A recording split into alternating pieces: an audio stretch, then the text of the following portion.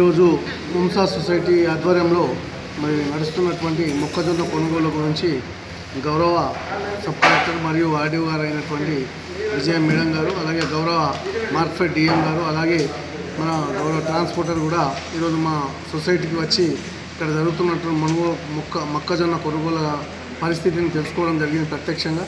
ఎందుకంటే మొన్ననే గౌరవ పెద్దలు సుదర్శన్ రెడ్డి గారి దృష్టికి ఈ ఏదైతే మొక్కజొన్న రైతుల సమస్యలు వారి దృష్టికి తీసుకెళ్లగా వారు సానుకూలంగా స్పందించి తక్షణమే జిల్లా కలెక్టర్ గారికి ఆదేశాలు ఇవ్వడంతో వారు కూడా తక్షణమే స్పందించి ఇక్కడ మా ప్రాంతంలో ముంసా సొసైటీలో ఉన్నటువంటి ఇబ్బందులను తొలగించడానికి స్వయంగా ఆర్డీఓ మేడం గారు కానివ్వండి, అలాగే డిఎం గారు కానివ్వండి, అలాగే ట్రాన్స్పోర్ట్ భారీబాయ్ గారు కూడా ఇక్కడికి వచ్చి మరి ఏదైతే మా మొక్కజొన్న కొనుగోలు జరుగుతున్నటువంటి అలసత్వం గుర్తించి వారు వెంటనే ఈ సమస్యలను గుర్తించి వారు వెంటనే పరిష్కరించి మరి ఈ మొక్కజొన్న త్వరగా వెళ్ళిపోయేటట్టు చూస్తారని హామీ ఇవ్వడం జరిగింది.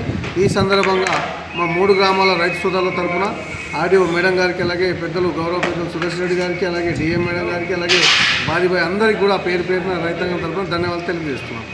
ఇక్కడ హుంసా గ్రామానికి కలెక్టర్ మేడం గారి ఆదేశాల మేరకు రావడం జరిగింది.